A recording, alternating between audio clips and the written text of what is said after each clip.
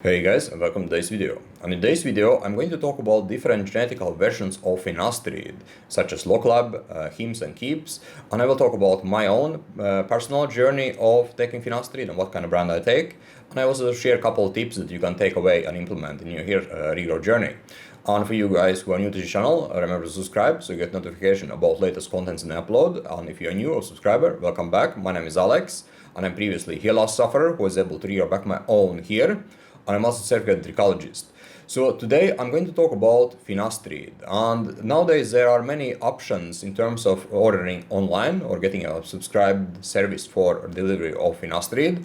And the ones that are quite valid and basically are well known are Locklab, Hims and Keeps.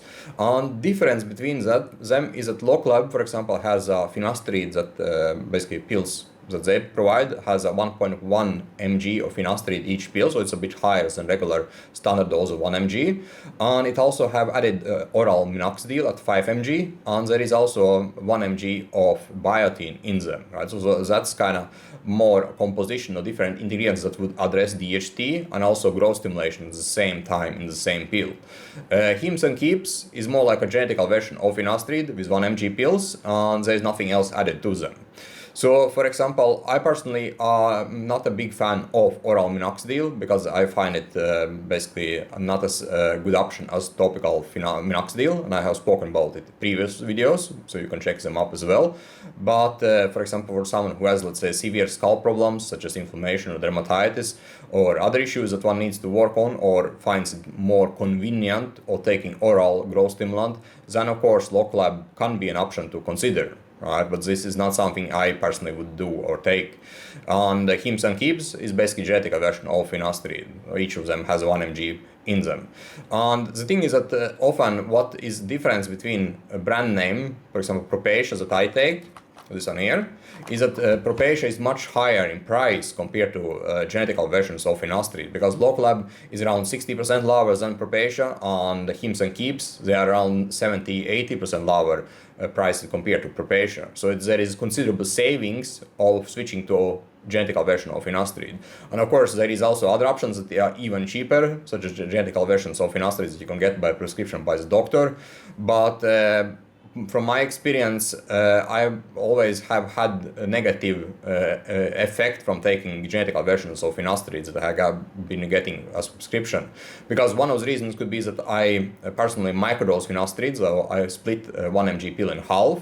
And if, for example, there is, let's say, not equally sized Finasteride in the pill, for example, in the genetical version of it, or there possibly could be less Finasteride in the pill, because when it comes to genetical versions of Finasteride, they don't have to have the same percentage of Finasteride as it is in, for example, Propecia.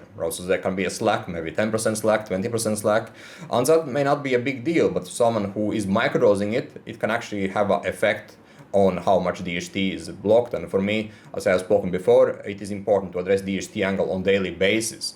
So I have most effect if I take a low amount of it, of Finasteride daily. But again, for some, taking it, for example, every other day or a couple times a week, for example, works better. But that's my experience for it.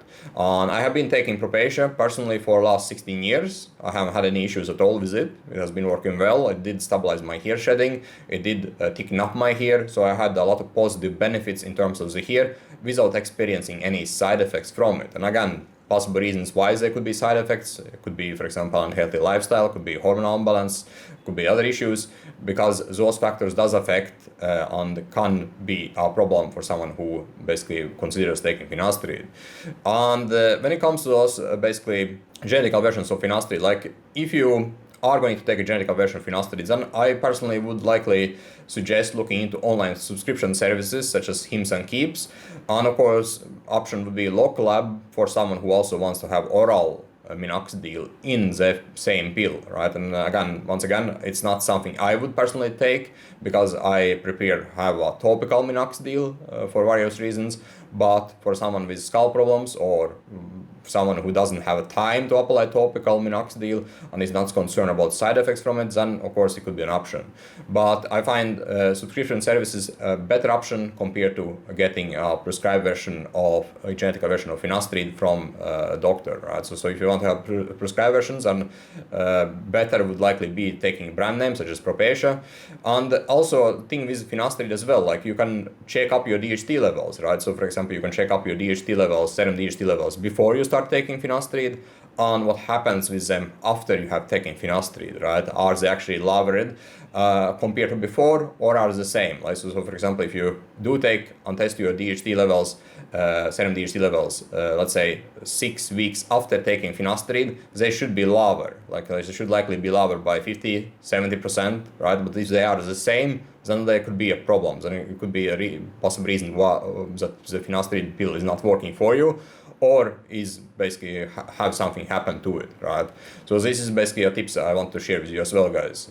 And for you guys who need help and guidance regarding your hair situation, you can always schedule a call below the video. Let's talk and find out what could be holding you back, what you can do right now to recover your hair. Thanks for watching this video, guys, and see you next one. Cheers.